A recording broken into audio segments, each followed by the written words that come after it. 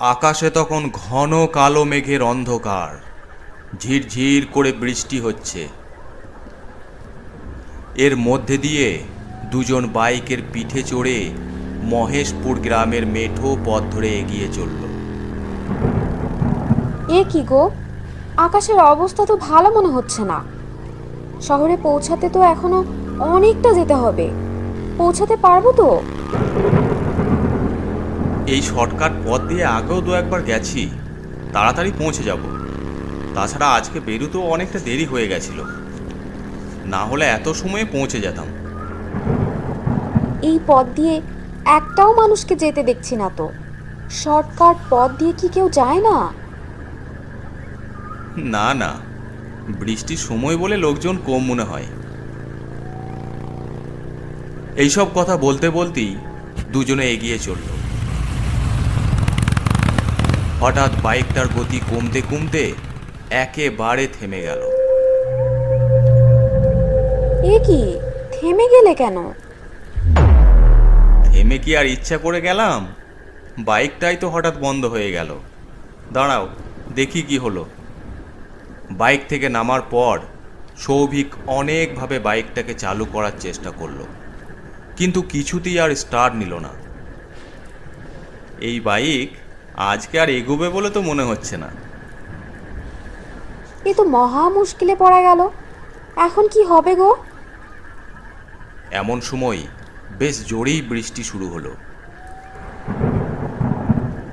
এই যা বৃষ্টি শুরু হয়েছে, তাড়াতাড়ি থামবে বলে তো মনে হচ্ছে না। সারা রাত এখানে এইভাবে বৃষ্টিতে দাঁড়িয়ে থাকলে অসুস্থ হয়ে পড়ব তো। সৌভিক এদিকে ওদিকে একবার তাকিয়ে বলে, এই পথে আগেও যাওয়ার সময় একটা পুরনো বাড়ি বেশ কয়েকবার চোখে পড়েছে। রাতটা না হয় ওখানেই কাটাতে হবে। সৌভিক রাস্তার বাঁ পাশে মাথা ঘোরাতেই একটা পুরনো বাড়ি দেখতে পেল। ওই তো বাড়িটা, ওখানেই যাওয়া যাক। এখানে আর বৃষ্টিতে দাঁড়িয়ে থেকে লাভ নেই।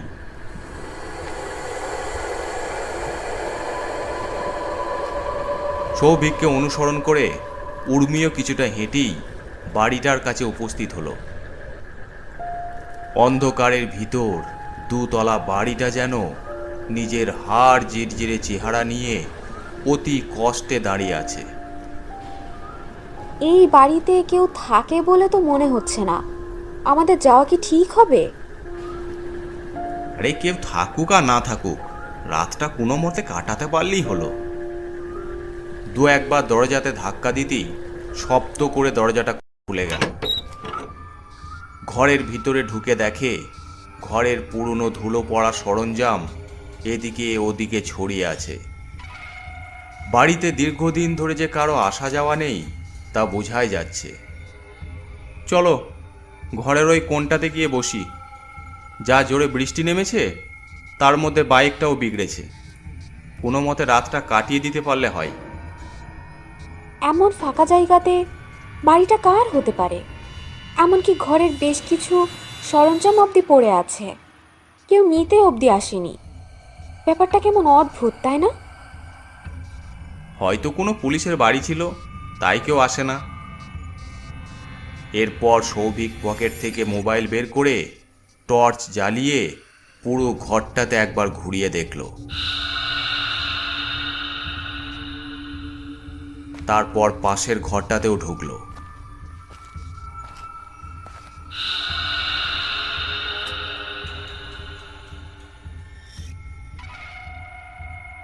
এই উর্মি, একবার এই ঘরটাতে এসো তো। সৌভিকের গলার আওয়াজ পেয়ে উর্মি পাশের ছোট্ট ঘরটাতে গিয়ে দেখে সৌভিক একটা লম্বাটে বাক্সের দিকে তাকিয়ে দাঁড়িয়ে আছে। এত বড় একটা বাক্স কেবল এই ঘরে পড়ে আছে? আমার মনে হয় বাক্সটার মধ্যে বিশেষ কিছু একটা আছে, না হলে আলাদা একটা ঘরে রাখতে যাবে কেন? খুলে দেখি না কি আছে। উফ, ছাড়ো না এসব। এটা কার বাড়ি তাও আমরা জানি না, আবার তার উপর অমন অদ্ভুত একটা বাক্স খোলার দরকার কি আছে? দরকার অবশ্যই আছে। তুমি মোবাইলের লাইটটা ধরে দাঁড়াও, আমি খুলে দেখছি কি আছে।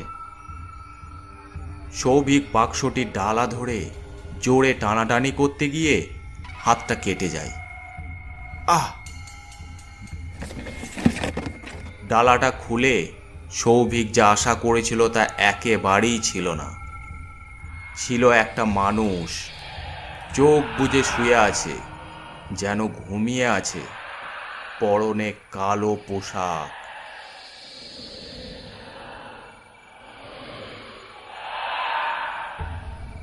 এ কি? এ তো একটা মানুষ। এভাবে বাক্সের ভিতরে বন্ধ করে রেখেছিল কেন? কোথায় ভাবলাম সোনা হিরে পাবো, তা নয় একটা মানুষ। একটা বিষয় লক্ষ্য করেছো? বাক্সের মধ্যে বন্ধ করা লোকটার শরীরে কিন্তু কোনো পচন ধরেনি। এমনকি লোকটার মুখে কোনো কষ্টের ছাপ অবধি নেই। আমার কিন্তু ব্যাপারটা মোটেও ভালো ঠেকছে না গো। চলো না আমরা এখান থেকে চলে যাই। সৌভিক আর উর্মি কথা বলতে বলতে খেয়ালই করেনি যে বাক্সের ডালা খুলতে গিয়ে সৌভিকের যে হাত কেটে রক্ত পড়ছিল, সেই রক্ত বাক্সে শোয়ানো লোকটির ঠোঁটের ওপরে পড়ছিল। কিছুটা রক্ত পড়তেই বাক্সের দেহটি ধীরে ধীরে নড়তে শুরু করে।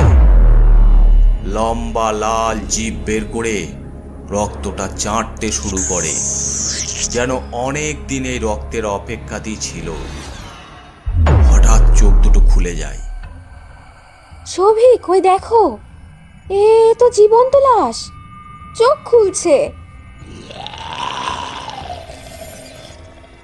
জীবন্ত লাশটি আস্তে আস্তে উঠে বসে, চোখ দুটো টকটকে লাল, মুখের দুপাশে বেরিয়ে আছে ধারালো দুটো দাঁত।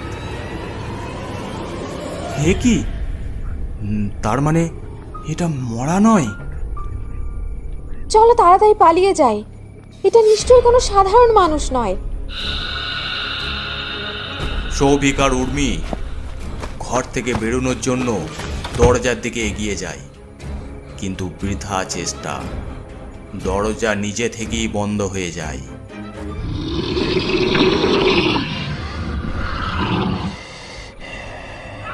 জীবন্ত লাশটি সৌভিককে এক টানে নিজের দিকে টেনে গলার পাশে লম্বা দুটি দাঁত বসিয়ে দেয়।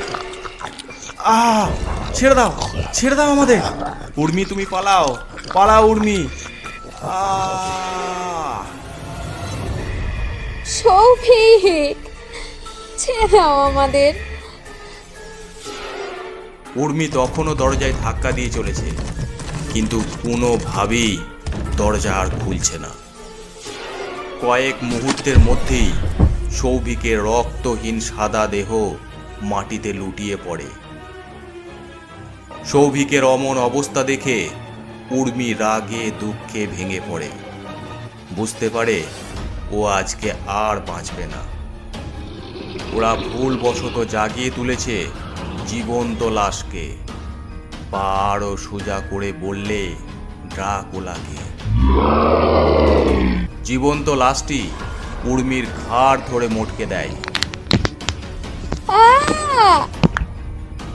কিছু সময় পর উর্মিও মরণ চিৎকার করে চির নিদ্রাতে ঢলে পড়ে। ঘরের ভিতরে পড়ে থাকে ছিবড়ে হয়ে যাওয়া দুটি লাশ।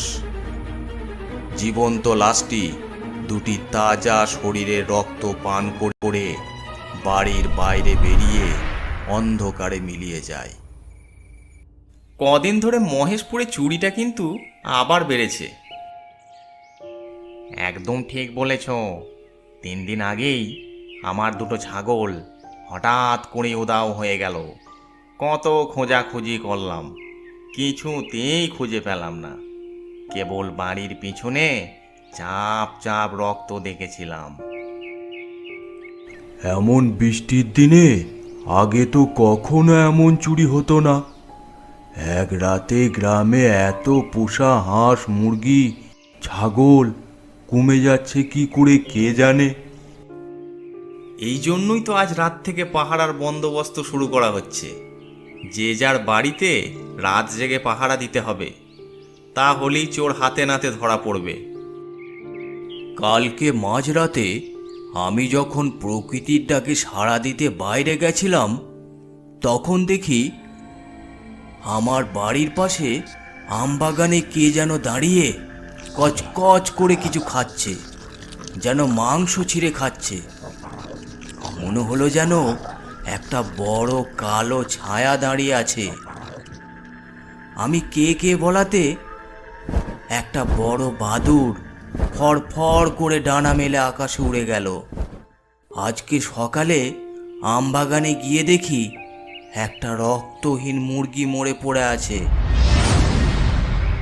সবাই অবাক আশঙ্কা নিয়ে ওর কথাগুলি শুনে যায়। সেদিন রাতেই মহেশপুরের লোকেরা সচকিত হয়ে ওঠে। সবাই যে যার বাড়িতে আর কজন পুরো গ্রামে পাহারা দিতে শুরু করে। তারা ঠিক করে নেয় এই অবাঞ্ছিত ঘটনাগুলির পিছনে কে আছে তা তারা খুঁজে বের করবেই। চল একবার গ্রামের পিছনের দিকটাতে ঘুরে আসি। ওই পথটা তো ফাঁকাই পড়ে থাকে, ওদিক দিয়ে চোরের আসতে সুবিধা হতে পারে। চল তো, কথাটা ঠিক বলেছিস। চোরটাকে হাতে পেলে না আর রক্ষে রাখবো না। দুজনে কথা বলতে বলতে গ্রামের পিছনের দিকে সেই কাঁচা পথের কাছে উপস্থিত হয়। একজন দেখতে পায় একটা বড় আকারের চেহারা যেন সেই পুরনো বাড়িটা থেকে বেরোচ্ছে। ওই দেখ, কে যেন পুরনো বাড়িটা থেকে বেরিয়ে গ্রামের দিকে যাচ্ছে। ওই ফাঁকা বাড়িটাতে যে কেউ থাকে তা তো জানতাম না। বাবা দাদুর মুখে শুনতাম বাড়িটা নাকি ভালো নয়। ওটাই মনে হচ্ছে চোর দিনের বেলাতে ফাঁকা বাড়িতে যাচ্ছে। আর সময় নষ্ট করা যাবে না, এখনই শয়তানটাকে পাকড়াও করতে হবে। এই বলে লোক দুটি তাড়াতাড়ি সেই ছায়া মূর্তির কাছে উপস্থিত হয়। পিছন থেকেই বলে, এই যে চোর বাবাজি, তোমার জারি জুড়ি শেষ। অনেক হাঁস মুরগি চুরি করেছো, এবার জেলে যাবে চলো। এই বলতেই ছায়া মূর্তি ধীরে ধীরে পিছনে তাকায়।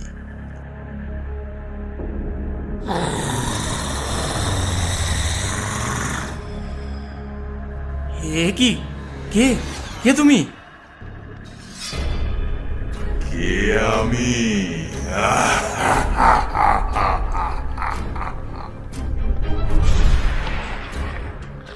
বলেই লোকটির একপাশে দুটি দাঁত বসিয়ে দেয়।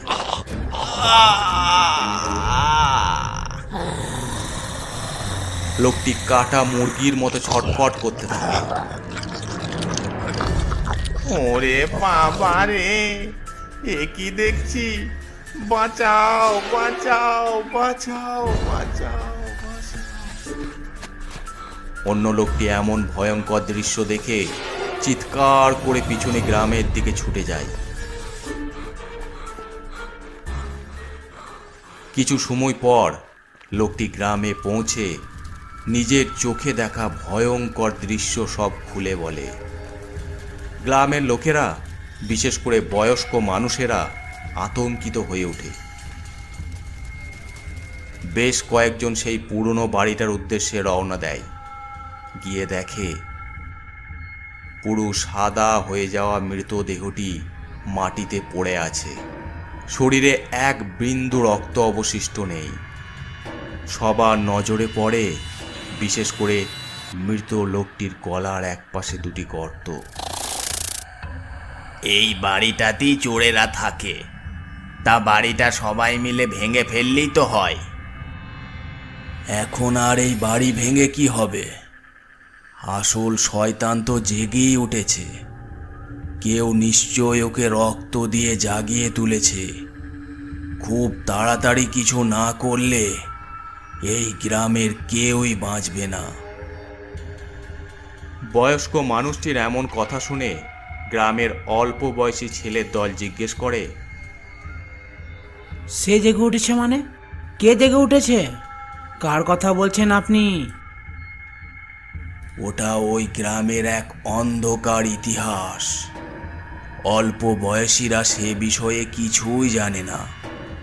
আজ থেকে বহু বছর আগে এই বাড়িতে একটা লোক থাকতো। সে যে কি কাজ করত কেউ কিছুই জানতো না, এমনকি দিনের বেলাতেও কেউ তাকে দেখতে পেত না।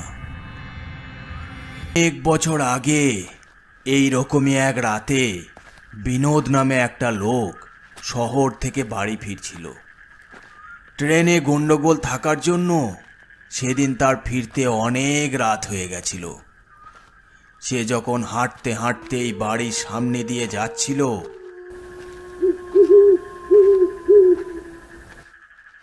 কি ব্যাপার, এত রাতে ওই লোকটা ওখানে কি করছে? এই যে, কি করছেন আপনি এত রাতে? লোকটা ওর দিকে ঘাড় ঘোরাতেই সে ভয়ে আঁতকে ওঠে। তার গোটা মুখে রক্ত লেগে বিভৎস মুখ নিয়ে ওর দিকে তাকিয়ে হাসছে।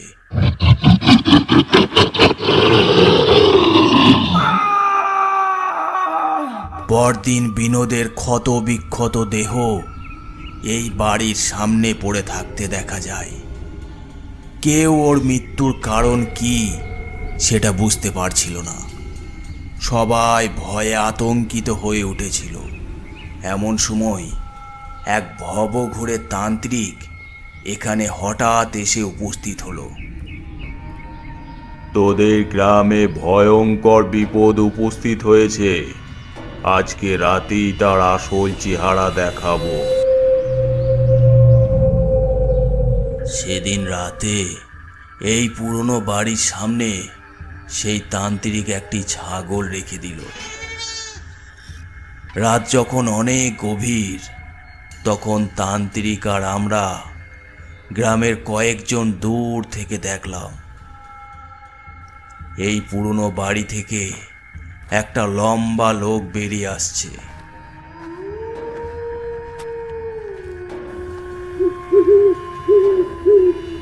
তারপর ছাগলটির গলার কোণে লম্বা দাঁত বসিয়ে রক্ত খেয়ে নিল।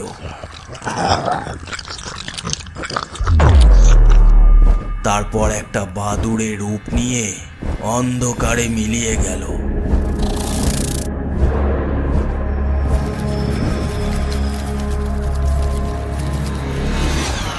সেই তান্ত্রিক তার মন্ত্র বলে সেই রক্তখেকোকে চির নিদ্রাতে পাঠিয়েছিল আর বলেছিল এই বাড়িতে কেউ যেন না আসে, আর যদি রক্ত পায় তাহলে সে আবার জেগে উঠবে। আমার মনে হয় ও আবার কোনোভাবে রক্ত পেয়েছে, তাই আবার জেগে উঠেছে। সেই তান্ত্রিক বেশ কয়েকটা গ্রাম পেরিয়ে একটা মাঠে থাকে, ছোট্ট কুটিরে। কালকে আমরা তার বাড়িতে যাব। পরের দিন বয়স্ক লোকটিকে সঙ্গে নিয়ে তারা সেই তান্ত্রিকের কুটিরে গিয়ে উপস্থিত হলো। কি ব্যাপার তোমরা? বয়স্ক লোকটি সমস্ত ঘটনা খুলে বলল। ওই রক্ত খেকো এতদিন পর রক্তের স্বাদ পেয়েছে। ওকে আবার নিদ্রাতে পাঠাতে অত সহজ হবে না, তবে আমি অবশ্যই চেষ্টা করব। ওই রক্ত খেকো গ্রামের যে লোকটিকে শেষ মেরেছে তাকে কি পোড়ানো হয়ে গেছে? না, ওর দেহ পোস্টমর্টম ঘরে আছে, কালকে পুরানো হবে। যাক, ভালো হয়েছে। ওর দেহটা তোমরা যেভাবেই হোক নিয়ে আসো। ওর দেহের ওপরেই বসে আজ আমি তন্ত্র সাধনা করব, আর বাকি সরঞ্জাম আমি নিয়ে যাব। সেই মতো সেদিন রাত 2টোর পর মহেশপুর শ্মশানের মাঝখানে ওই মৃতদেহের ওপরে বসে তান্ত্রিক সাধনা শুরু করলো। ওষ্ঠখাটম মহাতারিণ জাগতম রক্ত খেকো চিরতরম নিদ্রায়ম। দুষ্ট খট মহাতারিণ যা গৌতম রক্ত খেকো চিরতরম নিত্যারায়। এই মন্ত্র 108 বার পড়ার পর একটা বিশাল আকার বাদুড় কালো অন্ধকার আকাশ থেকে নিচে নেমে আসে।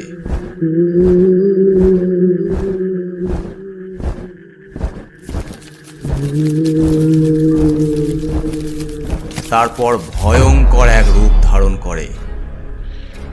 রাগে যেন তান্ত্রিক কি মেরে ফেলতে চাইছে, কিন্তু কোনোভাবেই তার কাছাকাছি যেতে পারছে না। আরও কয়েকবার মন্ত্র পড়ে তান্ত্রিক একটু ছাই রক্তখেকোর শরীরে ছুটতেই সে ছিটকে গিয়ে পাশে রাখা খোলা কফিনে গিয়ে পড়ল। আর সেই সাথে তান্ত্রিক তাড়াতাড়ি কফিনের ডালা বন্ধ করে দিল। শোনো, ভবিষ্যতে যেন এই রক্তখেকো আর কোনোদিন কারোর ভুলে জেগে উঠতে না পারে, তাই এই ভয়ঙ্কর রক্তখেকো পিশাচকে মহেশপুরের পলাশ নদীর গভীরে পাঠিয়ে দাও। সবাই সেই কফিনটাকে নিয়ে নদীর ধারে পৌঁছালো। তারপর নৌকা করে মাঝ নদীতে গিয়ে সেই কফিনটাকে নদীর তলায় বিলীন করে দিল। মহেশপুর আজ থেকে একদম নিশ্চিন্ত, আর কোনোদিন ওই রক্তখেকো ফিরে আসতে পারবে না। আগেরবার ওই রক্তখেকো প্রাণ ভিক্ষা চেয়েছিল বলে ওকে প্রাণে মারিনি, কিন্তু এবার ও রক্তের লোভে অনেক নিরীহ মানুষের বলি দিয়েছে, তাই এবার ওকে কিছুতেই ছাড়া যেত না। আর ওই বাড়িটাও পুড়িয়ে ফেলো। মহেশপুর গ্রামের সকলের আরও একবার প্রাণ রক্ষা করার জন্য অসংখ্য ধন্যবাদ আপনাকে। তান্ত্রিকের আদেশ অনুসারে তখনই সেই পুরনো বাড়ি জ্বালিয়ে দেওয়া হলো। এরপর মহেশপুর গ্রামে সকলে আরও একবার তাদের প্রাণ রক্ষার জন্য তান্ত্রিককে অসংখ্য ধন্যবাদ জানায়।